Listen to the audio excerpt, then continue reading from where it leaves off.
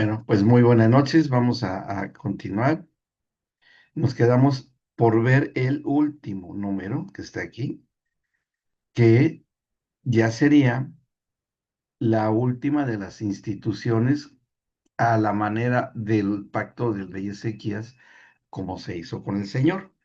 Recuerden que en el caso del rey Ezequías no hay un personaje central como lo haya sido David, como lo haya sido Abraham, sino que está muy identificado con un rey, sí, pero que no es específicamente gire alrededor del rey Ezequías las decisiones, los encuentros, intercambio de órdenes, opiniones, situaciones personales, más que unas que otras por ahí, con el rey Ezequías, sino como que está más generalizada la figura protagónica, importante, porque fue estratégica, del rey Ezequías.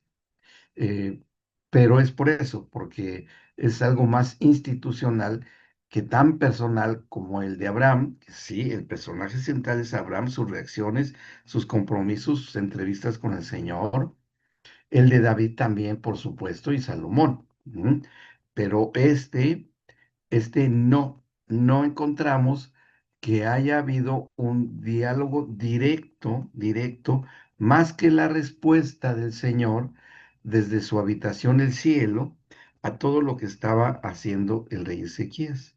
Hay que entender este criterio de parte de Dios, que por eso tal vez, no lo sé, nunca he recogido esa opinión de los que saben o que dicen que saben, de por qué no se toma de una manera tan puntual los criterios del rey Ezequías. Porque no, es que es como tratar de preguntarle a un presidente de una nación qué era lo que más le gustaba, qué cuento era el que más le gustaba que le contara a su papá antes de dormir cuando era niño.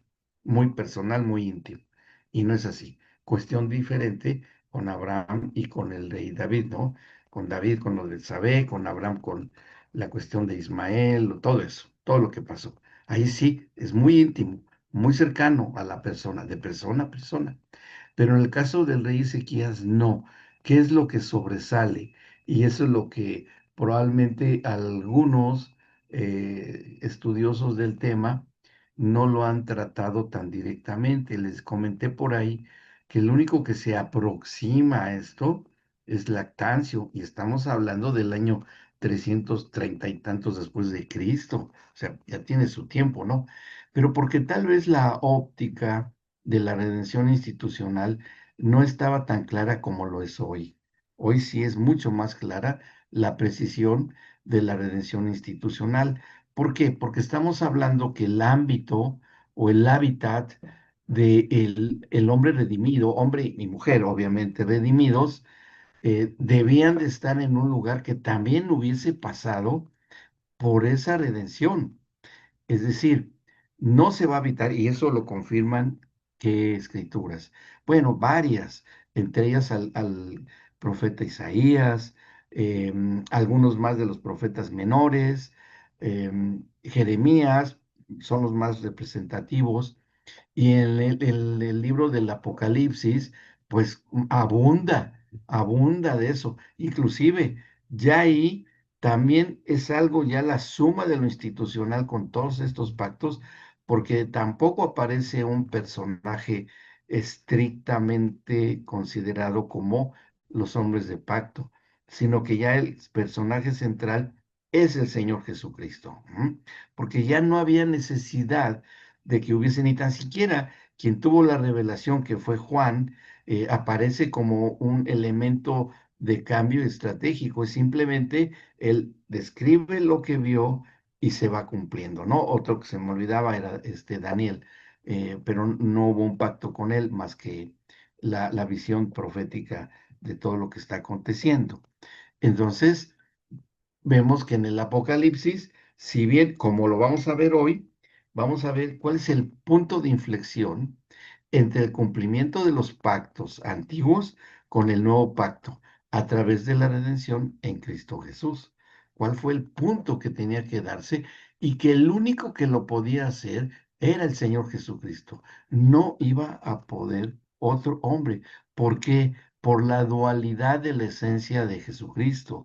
Jesús, el Hijo del Hombre, por un lado, y Cristo, el ungido de Dios, que es el Hijo del Dios Altísimo, cualidad que solamente tuvo él, ningún otro hombre, nadie, aunque hubo mitologías que anhelaban que hubiera alguien así, aunque ha habido interpretaciones erradas, a veces algunas heréticas de esta situación de la dualidad del Señor Jesucristo, el que él mismo reveló, sobre todo los fariseos, para que trataran de entender de quién se trataba. No lo entendieron, pero así tenía que ser para que él llegara al sacrificio. Entonces esto hace que el pacto que se va a concertar el rey Ezequías lo debamos considerar así. Ahí lo habíamos considerado el pacto institucional. Bien, y vimos varios de ellos, ¿no? La comunión que está aquí, le estoy señalando con el cursor, todo lo que se tiene que ver con comunión y los ministerios, que está el número 4 con el evangelismo que realiza o prototipo de la evangelización que hace el rey Ezequías. Y también la cuestión del diezmo. Bien, en todo esto, aquí en la generosidad y diezmo está todo lo que se refiere al trabajo y a la economía, como lo comentamos la vez anterior, ¿sí? Con todo lo que llevaron y todo eso. Y que habíamos mencionado que también, porque por ahí sí se habla de cómo el rey Ezequías sí habla y dice acerca de un pacto que él menciona que se está estableciendo. O sea que no es algo que está fuera de tono. Bien, ok. Ahora, este último punto es lo único que nos falta, ¿no? Y bueno, aquí ya nos empezó a mandar ilustraciones el rey Ezequías. Bien, y aquí ya vienen los comentarios. Perfecto, los iremos considerando. Bueno, ¿qué habla con referente a esta otra institución? Bueno, porque, y ese es el enorme y grandísimo contraste, se van a sorprender por qué aquí sucede tal como está y por qué en el nuevo pacto aparentemente hay una contradicción, aparentemente hay una situación contraria y que parecería que no cumple los requisitos de compromiso de poder ser correspondientes en la respuesta a los pactos. Ahí lo vamos a entender, y es el de la familia, que era el más importante, probablemente después de la comunión. Bueno, hay una situación, primero vamos a ver lo que está escrito en el segundo libro de las Crónicas, capítulo 30. Y déjenme ver ahí. Hasta ahí habíamos leído. Nada más quiero referirme al último versículo, el 27, 30, 27, para darle vinculación, para encontrar este último punto en el capítulo 31. En el versículo 27 del capítulo 30 habíamos hecho la lectura.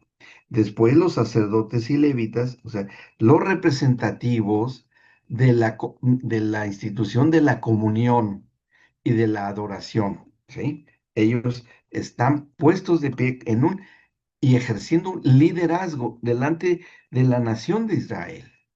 Y dice, puestos en pie, bendijeron al pueblo, no condenaron, no criticaron, no sojuzgaron de ninguna manera, al contrario, al haber sido ya purificados, al haber sido ya ellos mismos como una ofrenda aceptada delante de Dios, ellos bendicen al pueblo. Y pueblo es un conjunto de familias. Tenemos que verlo así, no en una cuestión de concepto y de un término sociológico, no, ni político, no. Tenemos que verlo como un conjunto de familias. Bien, dice, bendijeron a las familias. ¿Podríamos decirlo de esa manera? Sí, sin lugar a equivocarnos. Y dice, y la voz de ellos Cuando ellos dicen y hacen esta oración, dice, y su oración llegó a la habitación de su santuario, al cielo. O sea, trascendió las dimensiones, las terrenales donde vivimos, y esta oración de bendición, de liderazgo, llega a las mismas salas y presencia del Padre Celestial, y es aceptada, y está también considerado como un término de pacto, en el pacto que está haciendo el rey Ezequías. ¿Cómo debía de corresponder el Señor, como todos los demás, que debía de corresponder con lo mismo? Es decir, que cuando a él, a través de su Hijo Jesucristo, le tocara corresponder de que los sacerdotes y los levitas del tiempo del Señor Jesús bendijeran al pueblo y que lo que ellos hicieran llegara al cielo, bueno, se estaría correspondiendo a este término de pacto. Pero he ahí el gran dilema y contraste entre el Antiguo Testamento, que esto pasó con Ezequías, con lo que vamos a considerar en el Nuevo. Pero hay una cuestión clave que todavía faltaba de manera importante, ¿sí? Bien, seguimos ahora sí al capítulo 31.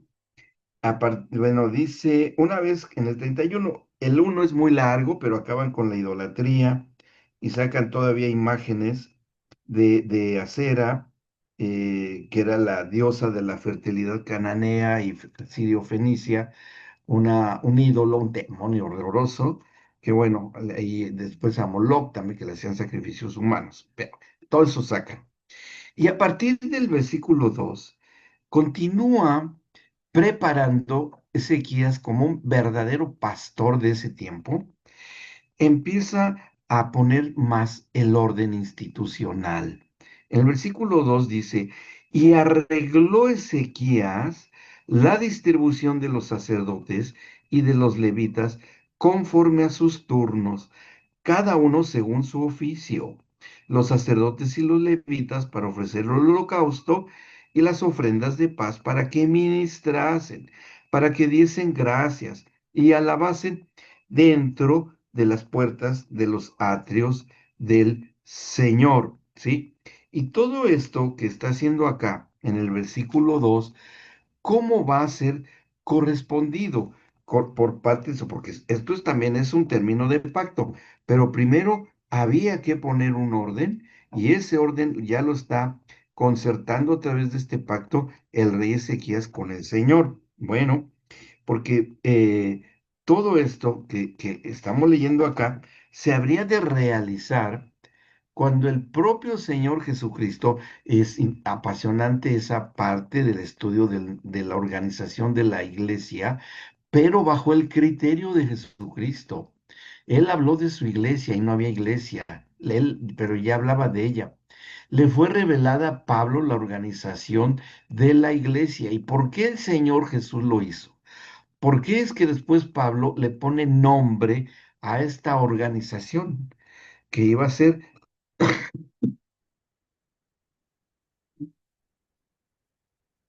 ah, perdón, no iba a ser con sacerdotes y levitas, iba a ir más allá?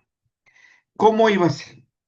A través, pero se tradujo al griego, aunque la función es la misma hasta cierto punto, con los diáconos, con los obispos, con los episcopos y los cinco ministerios del Señor Jesucristo. Ujú. El precedente de por cual el Señor Jesús después lo va a hacer, empezando que nombra a sus apóstoles. Ahí empieza todo. Y cuando Él nombra a sus apóstoles, ya está sentando las bases fundamentales para la organización de la iglesia, tal como hoy la debamos de vivir y estar en ella, organizada en la perspectiva del Señor Jesús, no de cuestiones denominacionales, ni de modas, ni corrientes filosóficas, empresariales, lo que ustedes quieran. No es así, sino que aquí queda claro que lo que está haciendo el Señor, a través de Isaías, porque eso lo ordena el rey, dice, a ver, vamos a hacer unas ofrendas de reconciliación, cuando dice ofrendas de paz. Y que ya una vez que ofrecieron el holocausto, también pues, la quema de la carne de los animalitos, y van a hacer esto, van a ministrar para ser agradecidos y alabar dentro de las puertas de los atrios del Señor los levitas y sacerdotes, que después esto lo va a decir Pedro en su primera carta, cuando dice, nosotros somos, fíjense, vamos a leerlo mejor para que lo anoten, por favor, en la primera carta de Pedro, ahí lo vamos a encontrar, primera carta de Pedro, capítulo 2, ahí está, versículo 9. Todo esto que estamos leyendo, ya lo toca aquí Pedro, en Primera de Pedro 2:9. Mas ustedes, le está hablando ya a gente nacida de nuevo, a gente que ya camina en la convicción para con Cristo. Dice, mas ustedes son linaje escogido, linaje son hijos, generaciones, real sacerdocio. Ahí están los sacerdocios de los que habló Ezequías. Nación santa, porque le está hablando a una nación completa y a pueblo adquirido por Dios. Y ahí está la manera también de la economía, para que anuncien las virtudes de aquel que les llamó de las tinieblas a su luz admirable. Ustedes que en otro tiempo no eran pueblo, aunque eran pueblo, pero no reconocido por el Señor, pero ahora sí, ahora son pueblo de Dios, no de una organización u orden político, geográfico, sociológico, no, ahora es pueblo de Dios, que en otro tiempo no habían alcanzado misericordia, pero ahora han alcanzado misericordia. Ujú. Y esto se va a reflejar cuando se seleccionan los primeros discípulos en el capítulo 6 de los Hechos, que escogen a 7 varones llenos de fe, llenos de sabiduría, de buen testimonio y de fe. Esos 4 requisitos se nombran los primeros diáconos, ¿sí? Y de ahí ya vienen surgiendo los obispos, los diáconos y toda la organización que posteriormente después se va a desvirtuar, se hacen títulos de honra eclesiástica listos para lucrar, etcétera. Las historias que conocemos, que está referida en la historia, no lo decimos nosotros ni estamos criticando, está en la historia, ¿sí? Se desvirtúa totalmente de estos propósitos. Bien, bueno, y ya lo hace acá y queda concertado como término de pacto y le va a tocar hacerlo también al Señor Jesucristo y a sus apóstoles. En el versículo 3, el rey continúa que ahora no solamente es dentro de la adoración y dentro de todo lo que se va a hacer en cuanto a la generosidad, sino que ahora va a tener un propósito más definido, porque ahora lo que va a hacer el rey Ezequías va a hacer que la generosidad, los diezmos, los corazones generosos, no solamente queden en dentro o englobados dentro de una manera estrictamente eh, congregacional, bajo y detrás de 4 muros, sino que ahora va a ser extendida a todo el pueblo, inclusive en sus familias. Y ahí queremos entender que a sus trabajos, a todo lo que hagan, serán prosperados y bendecidos. El rey lo que hace en el versículo 3, el rey contribuyó de su propia hacienda para los holocaustos a mañana y tarde y para los holocaustos de los días de reposo, nuevas lunas y fiestas solemnes, como está escrito en la ley del Señor. Mandó también al pueblo, las familias, que habitaba en Jerusalén, que diese la porción correspondiente a los sacerdotes y levitas, para que ellos se dedicasen a la ley del Señor. Y esto se cumple cuando uno de los apóstoles, que haya sido Pablo, que dijo, el que predique el Evangelio, viva del Evangelio. No es una situación de contemporánea, es una cuestión de término de pacto que se hizo con el rey Ezequías. En Números ya se había hablado de que los que estaban en el ministerio, en el sacerdocio, debían de ser alimentados, sustentados por los por las ofrendas, en las cuales vivirían los ministerios sacerdotales y levíticos. Y acá ya les está diciendo al pueblo, ¿saben qué? Que esto necesitamos gente de tiempo completo, que ya no estén trabajando en el campo como había ocurrido, sino que ahora estén acá 24 horas. Pero, ¿de qué van a comer? Ustedes les van a sustentar, les van a dar de las ofrendas y queda como término de pacto. No es cuestión moderna, no es cuestión de hoy, es cuestión de este pacto que hizo el rey Ezequías. Dice, y cuando este edicto fue divulgado, los hijos de Israel dieron muchas primicias de grano, vino, aceite y de todos los frutos de la tierra. Trajeron asimismo una abundancia los diezmos de todas las cosas. También los hijos de Israel y de Judá que habitaban en las ciudades de Judá dieron de todo el mismo diezmo de las vacas. De eso que me parece que esto ya lo habíamos comentado, ¿cierto? A ver, confírmeme. O lo habíamos hecho un esbozo solamente. Ujú. A ver, bueno, voy a continuar.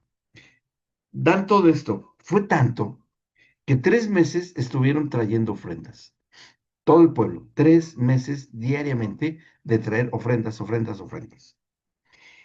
Y dice el 8, cuando Ezequías y los príncipes vinieron y vieron los montones, bendijeron al Señor y a su pueblo Israel. Preguntó Ezequías a los sacerdotes y a los levitas, y bueno, les empieza a decir el sacerdote y todos los colaboradores que ellos habían llevado al pueblo todo eso.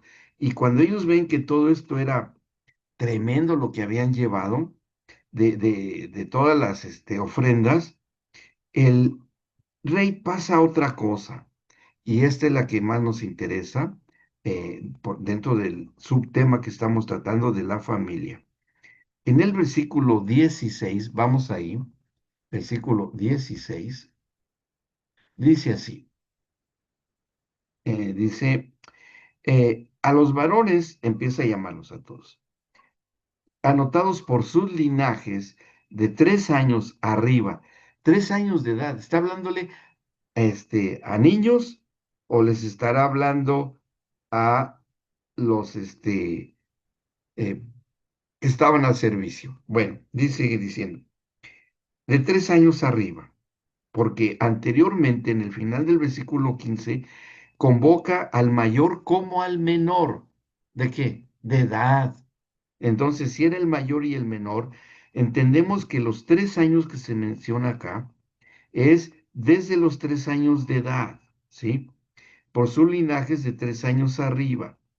Y a todos, a todos los que entraban en la casa del Señor para desempeñar su ministerio según sus oficios y grupos, ya no su grupo de edad, sino ya sus oficios y grupos, porque había diferentes situaciones sacerdotales y funciones. Los que mantenían los artículos del templo bien limpios, recogían la ceniza, sacrificaban los animalitos, hacían los panes de la mesa de la proposición, el incienso, para el incienso ahí, estar al tanto de que estuvieran las 24 horas encendidas las lámparas del menorá, que era el candelero, que había que estarle poniendo aceite. Todo eso eran organización del tabernáculo, pero ahora el rey Ezequías está, o el Señor a través de Ezequías, está abriendo el horizonte para que cuando venga el nuevo pacto, a través de esta organización, se pueda hacer con todos los grupos de edad, desde la instrucción que se dé a los pequeñitos de asistir a la vida congregacional desde los 3 años de edad, hasta los que ya están dedicados de tiempo completo al ministerio. O sea, les digo, se abre un abanico enorme gracias a esto que se está haciendo institucionalmente. Ujú. Yo me recuerdo que nosotros en el cunero que teníamos cuando yo ejercía mi pastorado de lo que me tocaba, que era la área de niños, que estuve 10 años ahí en la Ciudad de México, teníamos 2.500 niños y dentro de eso teníamos 300 bebés que ministrar cada domingo.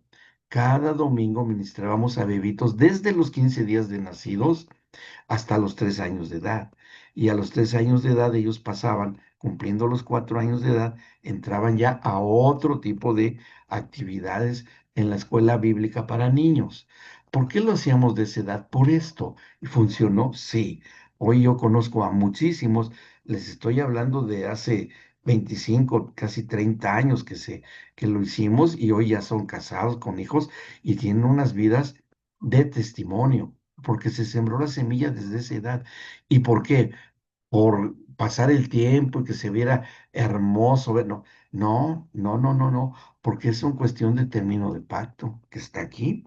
Y bueno, vean cómo empieza a hacer este llamado el rey. Dice que en el 17, también a los que eran contados entre los sacerdotes según sus casas paternas, y a los levitas de edad de 20 años arriba, conforme a sus oficios y grupos. Eran inscritos con todos sus niños, sus mujeres, sus hijos e hijas, toda la multitud, porque con fidelidad se consagraban a las cosas santas. ¿Quiénes? Toda la familia. Aquí encontramos la institución de la familia, que toda está considerada aquí, de que todos los grupos de edad están considerados dentro de estos términos de pacto. O sea que hoy toda una familia puede servir al Señor, sí. ¿Pueden servir los niños? Claro. Pero para servir se necesita instrucción, orden, valores espirituales. Sí, por eso hay que enseñarlos a los niños desde pequeños, desde muy pequeñitos, enseñarlos a servir. Y eso lo hemos visto multitud de ocasiones, de cómo, ¿saben? Yo les cuento algo tanto Lorena, que hoy oramos para ellos para que se recuperen, Germán y Lore, que están un poquito delicados de salud, por eso no están. Pero Gustavo sabe y conoce esto porque él asiste a la misma congregación que yo.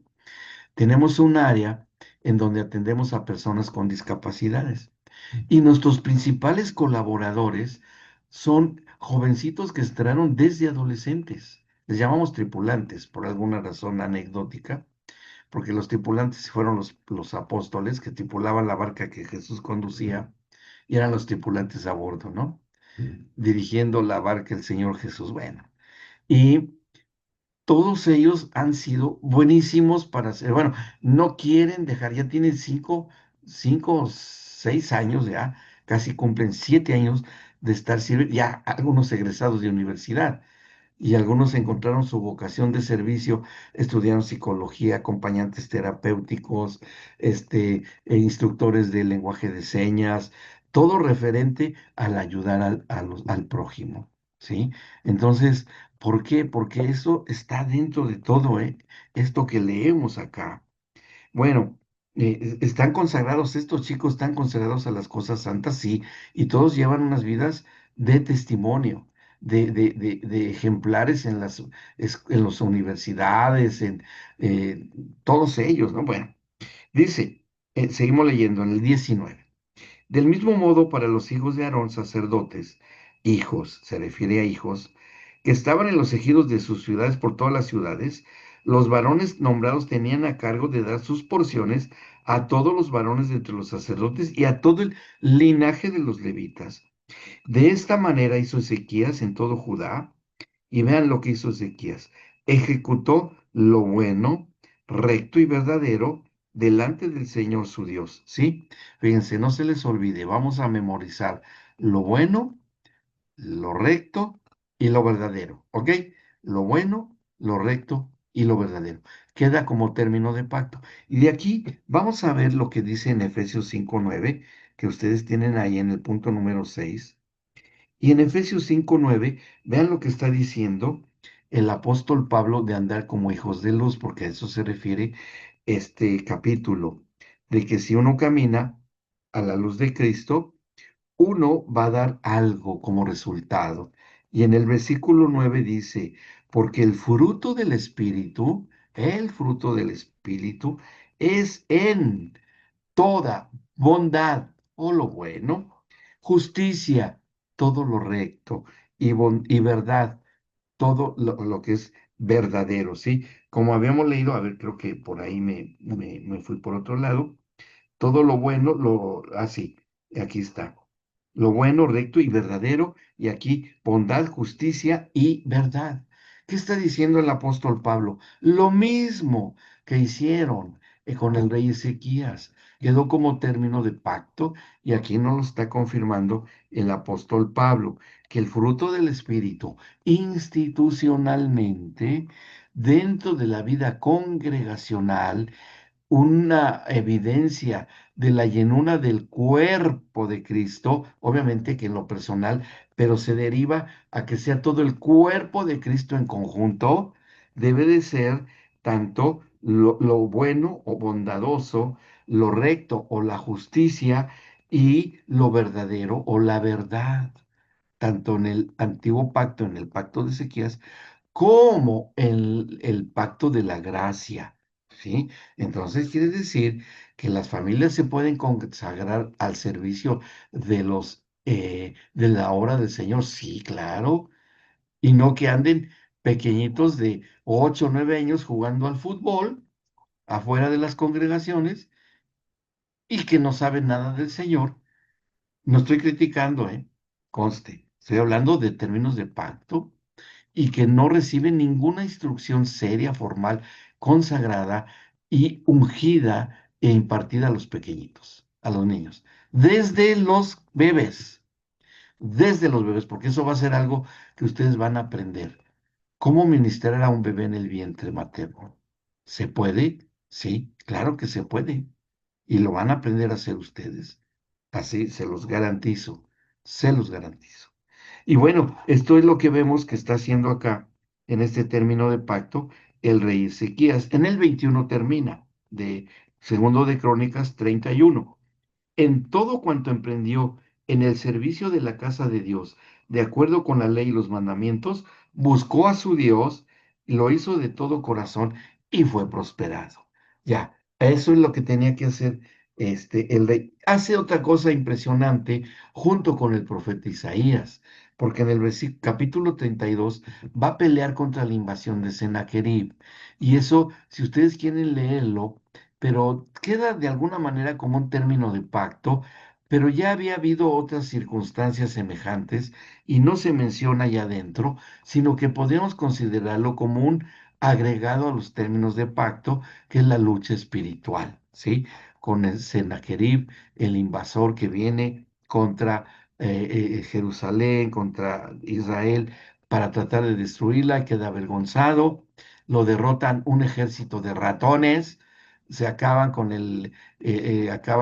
las huestes de Sennacherib y sus propios hijos de Sennacherib le quitan la vida, ¿no? Pero bueno, eso es así, eso funciona así el reino de tinieblas. Está interesante leerlo bajo esa óptica. Bien, ¿tienen alguna duda? Porque hasta acá terminamos el pacto del rey Ezequías.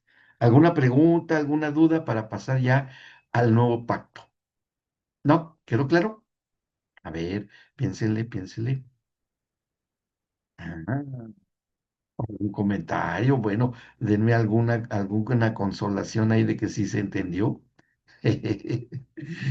Yo sé que sí entendieron, sí, porque yo digo, bueno, no sé si entendieron, pero yo ya hablé, señor, ya se los pasé al costo, así es que hay pactos olvidados, dice acá.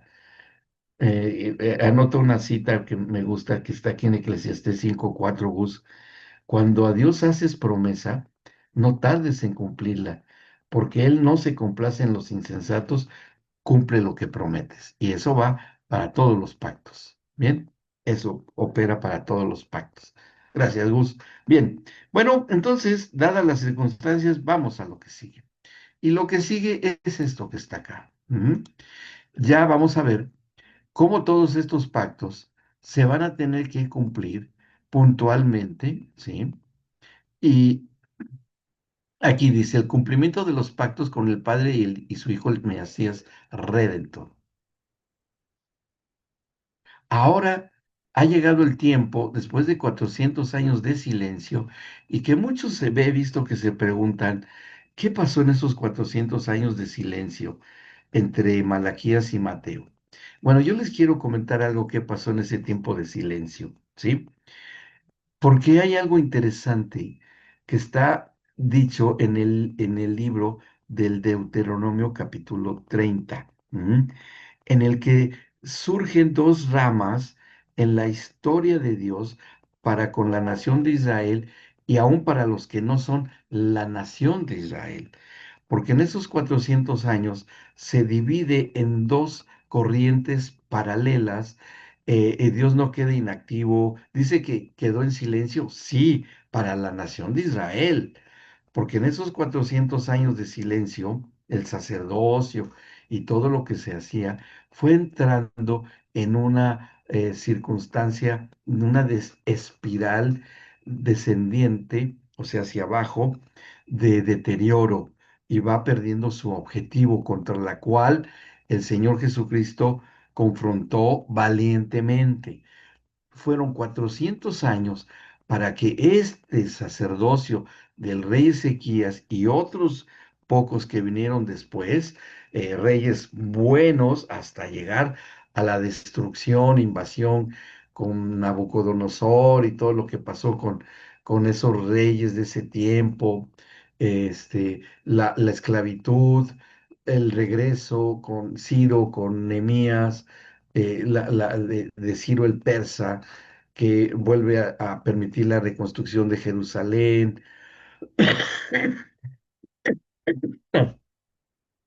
hasta la construcción del templo, perdón. Voy a tomar una pastillita para la garganta, no crean que disfruto de un caramelo, ahí está, muy bien. Y esta reconstrucción del templo que va a ser después el rey Herodes, muchos lo toman, bueno, es que era una de las finalidades que llegara a los tiempos para que se construyera el, el templo del rey Herodes, ¿no? Que sería el segundo. Bueno, ciertamente, históricamente sí haya sido el segundo templo, pero no era la construcción del tercer templo. Miren acá, nos pone Gustavo los pactos de Dios. Bien, perfecto. Aquí está, ahí está una ilustración muy buena. Los 8 pactos de Dios, claro que tendremos que hablar del rey Ezequías, que es el institucional, son los que clásicamente la teología ha considerado. Por eso les digo, poco se habla del pacto del rey Ezequías. Bien, entonces estamos. Estos 400 años tenía que ser el declive del sacerdocio y levitas. Obviamente, aparecen nuevos grupos, como los grupos de los esenios, los saduceos. Empiezan a salir facciones, divisiones, legalismos, muchas cosas porque tenía que llegar a su total y absoluta corrupción los sacerdocios y todo el aparato burocrático, espiritual, entre comillas, a que se dio ya para el tiempo del Señor Jesucristo, por un lado. Pero por el otro lado, de manera paralela, estaba, se estaba cocinando todo lo que se iba a realizar en el nuevo pacto, porque todo lo que estaba ocurriendo en los ámbitos celestiales era la preparación de las últimas semanas, semanas 69 y 70, de lo profetizado por el profeta Daniel. Todo eso se tenía que preparar, y tenían que implantarse las raíces de la genética generacional para que se cumplieran los últimos tiempos, de los cuales ya el Señor Jesús habla en el capítulo 24 de Mateo. ¿Por qué el Señor tuvo ese despliegue profético de hablar de los últimos tiempos? Claro, lo tuvo que hablar porque todo eso, las estrategias se fueron planeando, que no las conocemos bien, pero las deducimos por todo lo que habla el profeta Daniel. Cuando nosotros hablamos del profeta Daniel, tenemos que entender, y yo quiero hacer notar esto especialmente al pastor Carlitos, que todo lo que ocurrió en ese gran silencio no es un silencio pasivo, es una estrategia de construcción para la preparación de la semana 70, que conocemos muy bien a través de las profecías del profeta Daniel, que si bien están enfocadas dentro de la nación de Israel, pero está el conjunto de naciones con las bestias que ve el profeta Daniel. ¿Y por qué tenían que emerger estas bestias? Estas bestias surgen de todo el conjunto de naciones que hoy por hoy vemos que está la gran contienda en el cumplimiento profético de Daniel contra este Israel. Pero a esa construcción profética durante ese tiempo, hasta que llega el punto de convergencia con el Señor Jesucristo. Bien, bueno, es interesante. Por ahí yo creo que un día de esto nos va a dar una súper agradable sorpresa. Bueno, no lo voy a decir, pero alguien que estoy viendo lo va a cumplir, de un estudio impresionante que estoy absorbiendo por ahí. Y bueno, hay sorpresas en esta escuela también, hay sorpresas. Bien, dice acá, número uno, desde las promesas de su advenimiento con Abraham y la entrega de los hijos, que ya conocemos bien, pero que se tenía que cumplir ahora bajo el nuevo pacto. Ahora tenía que ser el padre comprometido a entregar a su hijo. De que la comunión de Dios y el hombre por el nacimiento del Mesías hasta su agonía en el Getsemaní tenía que darse también, porque todo esto va a quedar considerado dentro de lo que iba a ser todo el proceso de la redención. Y vamos a ver de qué manera se va a ir dando. El número 3 dice, el juicio ilegal por parte del aparato religioso corrupto y el sistema político de Roma, que también era un maestro, este imperio en la corrupción y la decadencia moral. ¿Sí? 4 dice, el precio del pago por la traición de Judas Iscariote, que también tiene que ver mucho con todas estas cuestiones institucionales. Número 5, la confrontación con Pilato y su sufrimiento y condenación. Y finalmente, número 6, la condenación por parte de las familias de Israel. Debemos de adoptar un criterio en todos estos números, que es un tiempo de transición, ¿sí? De transición en el que el Jesús de Nazaret va a cargar y cumplir los términos de pacto en su persona, pero también en su persona va a traer la redención y la liberación y llevar a la aparición del nuevo pacto a través de la redención que estamos considerando institucional. Bien, y vamos a ver cómo el Señor Jesucristo institucionalmente se llega al punto de la redención, ¿sí? Cumpliéndose en él de esta manera. Bueno, con Abraham, en el punto número 1, lo vamos a mencionar de la siguiente manera, la entrega de los hijos. ¿Qué es lo que pasa con Abraham? Que nace su hijo de un embarazo sobrenatural. ¿Se acuerdan? El caso de Sara, que era estéril, ¿sí? Y que tiene que rejuvenecer el Señor a esta Sara para que de esa manera, y aquí nos está adelantando Gustavo, Dios promete dar un hijo a Abraham. Déjenme ver si puedo echar a andar como lo hice la otra vez. Permítanme tantito, porque me va a servir para ir hablando de esto. Aquí vamos a abrir esto. Miren, aquí está. Ahí está. Ok. Ahora vamos a mover esto un poquito. Creo que sí voy a poder hacerlo. Estoy haciendo el experimento, ¿eh? Ahí está, miren. Es lo que está enviando Gustavo. Ujú. Dios promete un hijo a Abraham. ¿Ok? Y lo va a hacer de una manera que no quede dudas de que se está cumpliendo con este pacto que se hizo, ¿no? Aquí después. ¿Cómo se cumplió?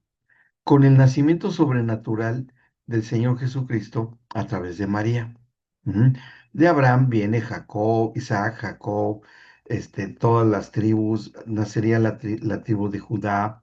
De ahí vendría y nacería en su tiempo a través de María, descendiente de ella, de esa tribu, el que pueda ser ella eh, embarazada por medio de la obra portentosa del Espíritu Santo y correspondiendo a lo que pasó con Sara, ahora lo va a hacer María en su tiempo y esas promesas se van a cumplir. Varias cosas que también se van a tener que hacer con el Abraham cuando hace este pacto abrámico, si ustedes se acuerdan, y estas promesas que, bueno, las hemos considerado todas, ustedes tendrán que repasarlas para individualizarlas. Ujú. Bueno, cuando esto se hace, y lo hace ya bien déjenme, voy a minimizar aquí, y lo hace y con este nacimiento portentoso y sobrenatural de Jesús, sin la intervención de un hombre, sino solamente de María, que tiene también una gran y enorme trascendencia, que ahorita no vamos a hablar de ella. Ah, espérenme, porque es que necesitamos, ok. Permítanme un momento. Me salí un poquito. Aquí estoy. Aquí vamos otra vez. Aquí estamos. Que se cumplió con María. Simplemente se realizó con la persona de María. Ujú. Y que en su momento, así como en el altar del sacrificio, Isaac entregó, ofrendó a su hijo Isaac, así el Señor tenía que hacerlo y lo consideramos que en Moriah, que le dio esa visión el Señor a Abraham de la entrega del Hijo de Dios, de Jesucristo y su resurrección, era para cumplir con ese pacto, ¿no? De que se cumplió puntualmente cuando llega Abraham, ahí tiene la visión, y después en el Monte Calvario, en el altar de sacrificio, ya no hubo un carnero en vivo o animalito como con Abraham, sino que fue un prototipo o un antitipo, también se le menciona en la teología, y el tipo era la entrega del carnero al sacrificio para expiación de pecados, y que así también fue en el caso del Señor Jesús, cuando se cumple, cuando dice, maldito todo aquel que es colgado de un madero. ¿Mm? Y el Señor Jesús se hace pecado, como lo dice Pablo el apóstol, y es maldecido. Y Él es todo pecado. El carnero de la expiación, que es, sube como un cordero, inocente, como subió Isaac, pero después, cuando carga los pecados y se hace manifiesto el pecado y los pecados de la humanidad en Cristo, allí es el carnero de la expiación que tiene que ser enviado al desierto, que para los judíos era el infierno. Por lo cual el Señor se ve hasta cierto punto con la obligación, por cuestiones de pacto, de también enviar a su hijo al infierno. Vamos a ver un video que nos va a servir mucho para esto. Y después que se cumple este punto, vemos también cómo hay otro punto de redención muy interesante, que es la redención del alma, del hombre, de la humanidad. ¿Cuándo se hace esta redención del alma? En el Getsemaní. En la cruz del Calvario se hace la redención de nuestro espíritu, que era la más importante y estratégica de todas. Pero nuestra alma también tenía que pasar por un proceso de redención. Y esto va a ocurrir en el Getsemaní. Cuando Jesús llega al Getsemaní, que podemos leer muy bien en el capítulo 26 de Mateo, vamos ahí, ¿me acompañan? Capítulo 26 de Mateo, versículo 36, allí encontramos este proceso redentivo. Y tenía que ser tal como está descrita aquí en el Getsemaní. No iba a ser en la cruz del Calvario, porque el sufrimiento era tal que había trascendido lo físico y había trascendido la voluntad, porque no era la voluntad de Cristo ir a la cruz, era la voluntad del Padre. pero él obedece. Y vean cómo la agonía de Cristo en el Getsemaní está radicada totalmente en el alma del Mesías. Dice el versículo 36. Entonces llegó Jesús con ellos a un lugar que se llama Getsemaní y dijo a sus discípulos, siéntense aquí, entre tanto que voy allí y oro. Y tomando a Pedro y a los dos hijos de Zebedeo, oh, me acuerdo de algo, los siervos que acompañaron a Abraham a la adoración, ¿se acuerdan cuando va a buscar Moriah? Ajá, que ahí está correspondido esos detallitos, entre comillas, pero muy puntuales. Y dice en el 37, a los dos hijos de Zebedeo, comenzó a entristecerse y a angustiarse en gran manera, a entristecerse y angustiarse. ¿De quién estamos hablando en Jesús? De su alma, ¿verdad? Porque el alma, sabemos que radican en ella las emociones, radica la voluntad y la parte del entendimiento, el conocimiento, el razonamiento. Y eso es con lo que va Jesús al Getsemaní, con toda su alma va a presentarse en esta agonía. Y dice en el 38. Entonces Jesús les dijo, mi alma, no dice mi espíritu. Eso iba a venir en la cruz. Él está diciendo, mi alma está muy triste, una emoción puntual de la hechura que el Señor nos ha hecho de nosotros mismos, ¿sí? Ahí nos mandó también Gustavo acerca del Cordero del Sacrificio. El Cordero de Dios que quita el pecado del mundo, claro que sí. Y ahora dice él, mi alma, ¿hasta qué punto estaba triste? Dice, hasta la muerte, hasta la muerte. Es decir, que el Señor Jesús está aquí agonizando de tal manera que está redimiendo el alma, sí, y puede redimir el alma del que tiene depresión, sí, del que tiene cualquier alteración en las funciones emocionales del alma, sí, de aquel que quiere intentar destruir su propia vida de manera violenta, sí. Ahí fue redimido aquel que tiene cualquier alteración de conducta, sí. Allí fue el Getsemaní.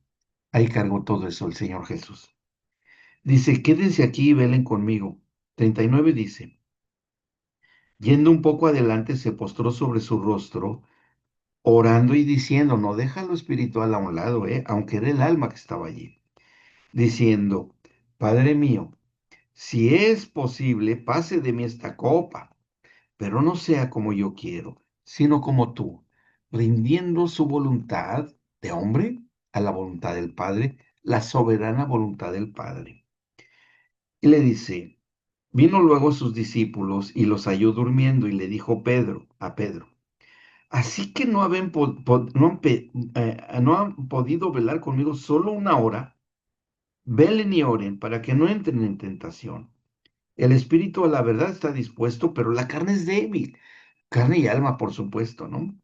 Otra vez fue y oró por segunda vez, diciendo, Padre mío, si no puede pasar de mí esta copa sin que yo la beba, hágase tu voluntad. Vino otra vez y lo halló durmiendo, porque los ojos de ellos estaban cargados de sueño. O sea, se quedaron dormidos. ¿Se acuerdan que se quedó dormido un personaje de los pactos importantes que vimos? ¿Quién se quedó dormido y se le cargaron los ojos de sueño? A ver, por eso quedó anotado como término de pacto.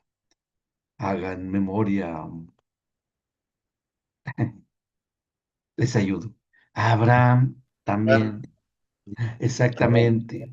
Ujú. Él también.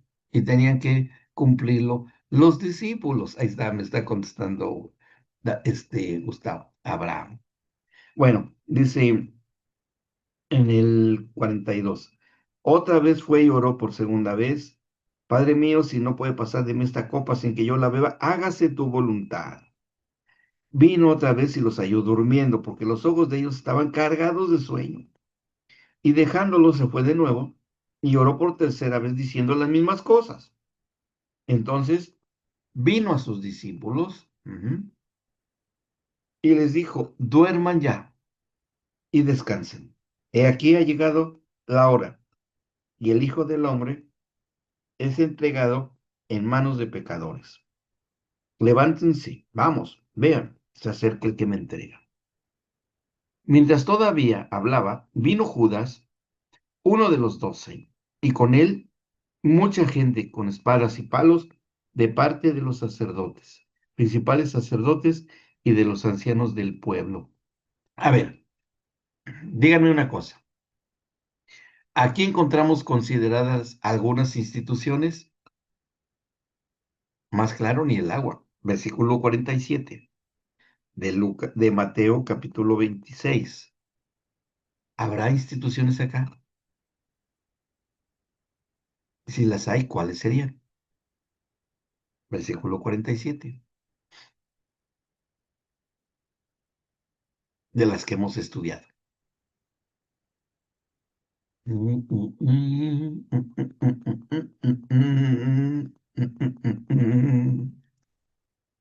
Les voy a ayudar, siempre les ayudo, soy bien buena gente. A ver, les voy a ayudar. ¿Estaría la institución de la comunión a través del sacerdocio allí? Lean con cuidado el versículo 47. ¿Está allí esa institución?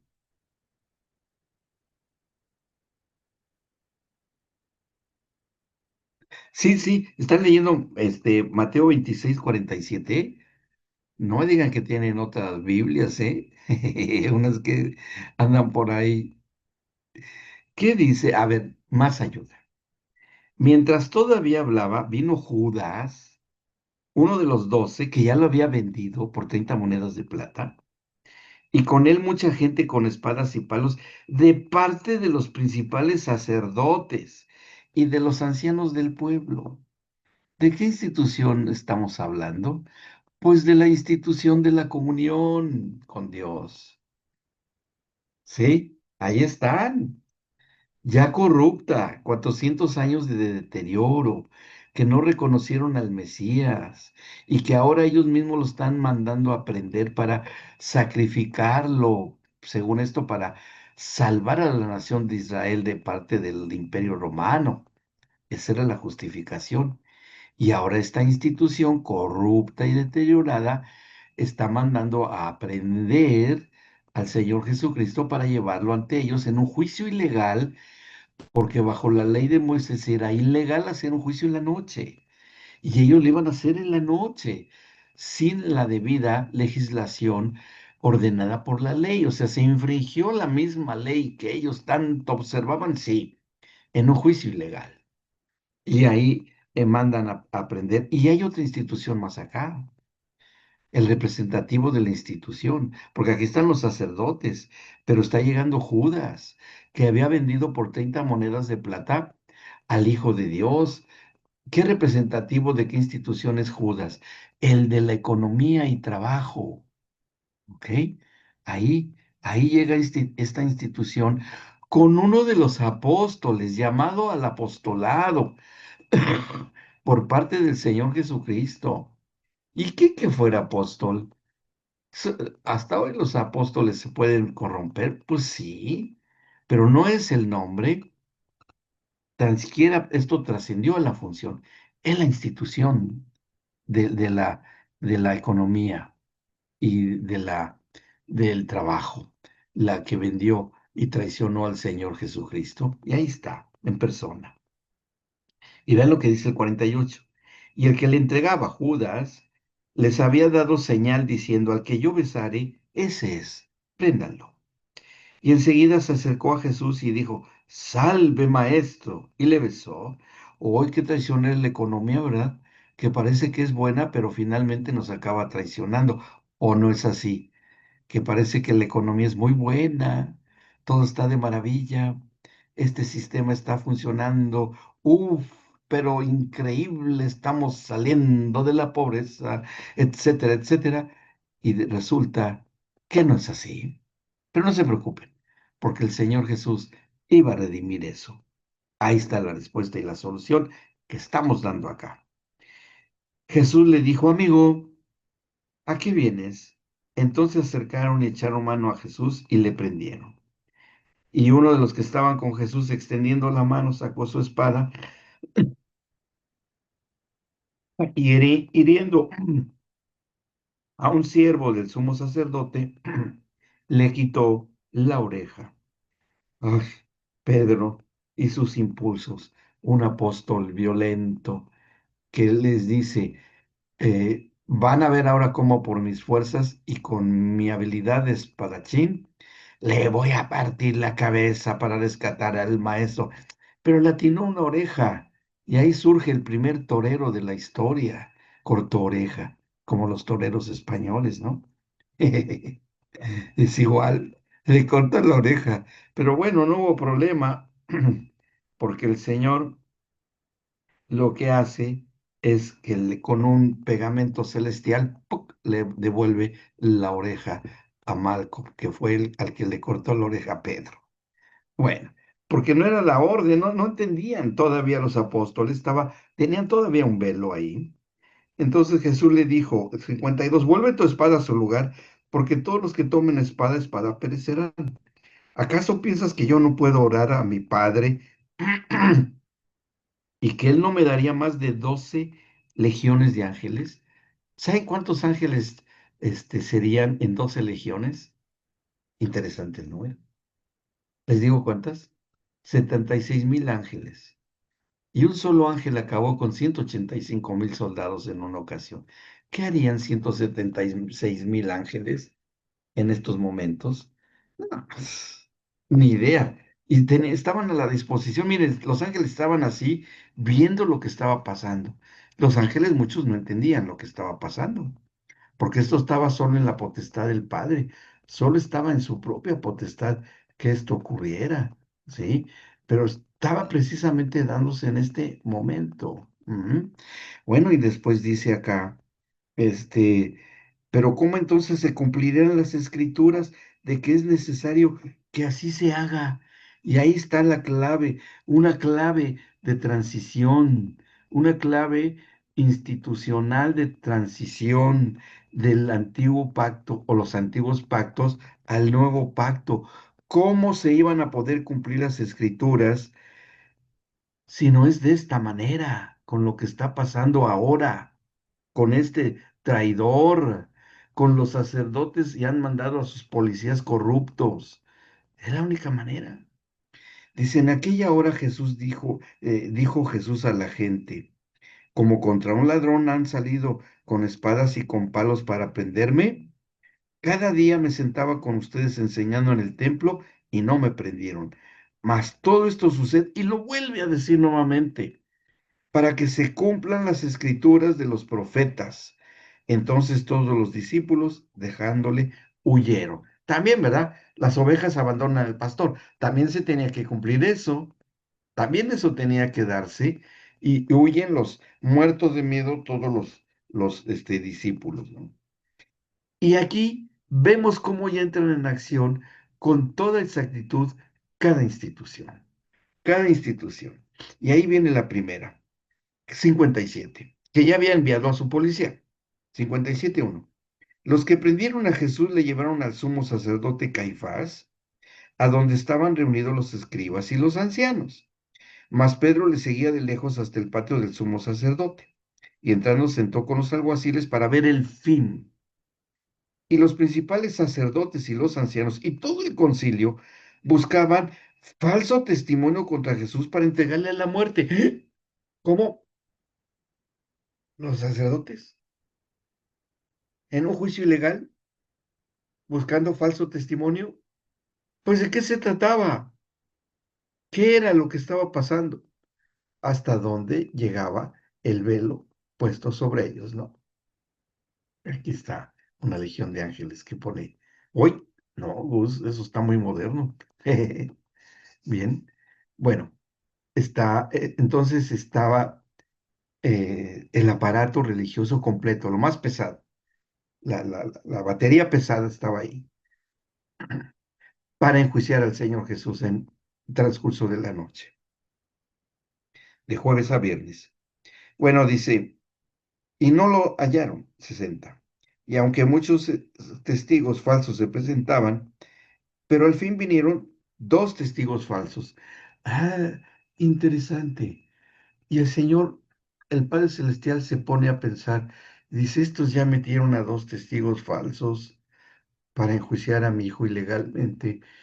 Yo tengo dos testigos, pero verdaderos y auténticos para enjuiciar. A ver, ¿a quién tenemos acá? Ah, tú. A ver, Elías, tú que viniste aquí con todo y zapatillas acá delante de mí, por eso te traje acá. ¿Tú vas a hacerme un testigo? Y el otro, ¿dónde está Moisés? ¿Dónde está? Siguen peleándose Los Ángeles, Miguel y todo por el cuerpo de Moisés, o ya por fin pudo llegar acá vivito. Sí, ya está acá, Señor. Perfecto, Moisés, tú también me vas a ser un testigo en los últimos tiempos, que son los testigos del Apocalipsis. Pero aquí facilitan los propios sacerdotes el que hubiese dos testigos para juicio en la Nueva Babilonia, cuando venga el tiempo. Interesante, ¿no? El Señor nunca pierde, Él siempre gana. Y de lo que puede aparecer, dos testigos, no, ya, qué terrible. No, Señor, pero ahora sí se va a cumplir para lo que yo me traje aquí a Moisés y a Elías. Por eso nunca han encontrado su tumba de Moisés. Por eso Elías tuvo que venirse acá todo deprimido y todo, pero me lo traje en un carro de fuego para acá, para que pudieran presentarse y no violar aún la ley en los últimos tiempos, porque sigue vigente, porque tenía que morir por segunda vez. Y no, fueron llevados vivos y van a morir por segunda vez. Pero cuando estén profetizando en la Gran Babilonia, y sí sean ejecutados y resucitarán. Qué bueno que aquí está el Apocalipsis también. Bueno, dice después, esos dos falsos testigos, 61 y dijeron, este dijo. Puedo derribar el templo de Dios y en 3 días reedificarlo. Qué interesante que estén diciendo una gran verdad, porque sí, y Jesús se lo había dicho ya a sus discípulos. Este templo que ustedes ven que está aquí, que soy yo, al tercer día será levantado. Sorpresa, el tercer templo será levantado. O sea que el tercer templo existe desde la resurrección. Sí, ya existe el tercer templo. ¿Y quién es el tercer templo? Que es el Señor Jesús, pero le falta su complemento, su Eva, su nueva Eva, que es la Eva postrera, que es la iglesia, para que esté completo el tercer templo, formándolo el postrer Adán y la postrer Eva, el Mesías Redentor y su futura esposa, su iglesia. Ah, qué plan tan genial del Padre. No iba a tener una pérdida en absoluto, en absoluto. Luego dice, yo voy a reedificar el templo. No, Señor, pero ¿cómo si derribas? Sí, sí, sabemos que tú lo puedes hacer. Podrían haber pensado los discípulos, pero no estaban ahí, ¿no? Eran los falsos testigos. Ahí existe cómo va a poder destruir el templo. Va a mandar un rayo, una bomba, o qué sé yo, un algo, un explosivo, ¿no? No estaba hablando de eso. Estaba hablando de su persona. Pero no lo entendían. Y qué bueno que no entendieron, porque en el año 70 ese templo iba a ser destruido, ¿no? Por el Tito, el emperador romano, que lo manda a destruir. Pero ese templo fue hasta cierto punto levantado por cuestiones religiosas, políticas, etcétera, etcétera, del Imperio Romano, sus intereses de ese tiempo, pero no era. El segundo templo fue acabado y el tercer templo ya está. Y aquí estaba frente a ellos. No lo entendían, pero ahí estaba. Luego dice, y levantándose el sumo sacerdote le dijo, ¿no respondes nada? ¿Que testifican estos contra ti? Mas Jesús callaba. ¿Por qué estos silencios de Jesús? Porque los silencios de Jesús era que el sistema religioso corrupto de la comunión, que había iniciadose bien con Moisés y Aarón, un sacerdocio santo, que reivindicó Ezequías, ahí lo vimos, pero que ahora estaba corrupto, terrible, un juicio ilegal. Y no tenía nada que decir el Señor Jesús, porque tenía que llevar los pecados de un sacerdocio corrupto, de un sacerdocio que había prevaricado, porque esa fue la denuncia del Señor Jesucristo. Ustedes han prevaricado porque han hecho de la casa de mi padre de no ser casa de oración, sino cueva de ladrones. Prevaricación, ganancias ilegales. Y eso es lo que el Señor Jesús no tenía que decir nada. Que fíjense esto importantísimo, que de la voluntad y entendimiento de la institución en turno saliera por lo cual lo estaba enjuiciando. Y la institución corrupta dice, y lo dice así, este, con que tú vas a destruir el templo y todo eso, ¿no? Y estos que dicen aquí, ¿es verdad o es mentira? ¿No? Y Jesús en silencio, porque la institución estaba sacando lo que había dentro de su corrupto corazón. Y dice después en el 63, mas Jesús callaba. Entonces el sumo sacerdote le dijo, te conjuro por el Dios viviente, que nos digas si eres tú el Cristo, el Hijo de Dios. Ahora, pregunto, ¿era verdad o era mentira? ¿Qué opinan ustedes? Era verdad, pero ¿bajo qué manera lo está diciendo el sacerdote? Porque era una verdad eso, era una verdad. Pero la institución corrupta que está diciendo la verdad lo está diciendo a manera de acusación y falsedad. Una verdad, o sea, transforma la verdad incuestionable del Padre como si fuese una mentira, que eso es lo que dice el calumniador o el acusador, Satanás mismo, que dice las verdades de Dios, pero a manera de manipulación y planteándolos como una mentira, con que Dios les ha dicho, no coman de todos los árboles, los frutos de los árboles que hay en el huerto, de la misma manera. Es igual, la misma técnica, transformando las verdades de Dios en mentira. Y aquí está lo que está diciendo este sacerdote, la verdad de Dios, transformándolo como si fuera una mentira. Ujú. Y Jesús le dice en el 64, tú lo has dicho, tu institución corrupta, tú la que ha hecho tanto daño, tú la que se ha corrompido hasta los más profundo, tú lo has dicho. Y le agrega, como ya fue liberado por la conjura, porque déjenme decirles, la conjura del sumo sacerdote, que solo él la podía hacer, te conjuro por el Dios viviente, era, voy a atreverme a decir que no jurarás el nombre de Dios en vano. Por eso, bajo ese juramento de no decir el nombre de Dios en vano, a ti te exijo, te conmino, tú reo, futuro reo y que vas a ir a la cárcel y la vas a pagar, que digas la verdad, tú eres el Cristo. Entonces Jesús le dice, ¿tú lo has dicho?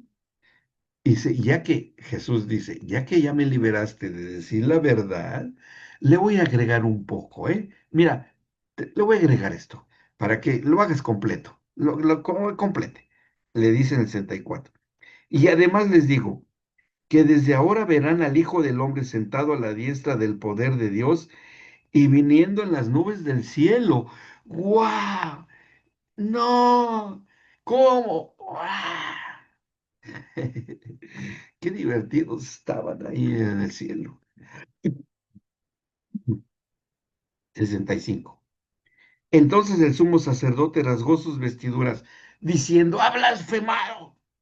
¿Qué más necesidad tenemos de testigos? He aquí ahora mismo han oído su blasfemia.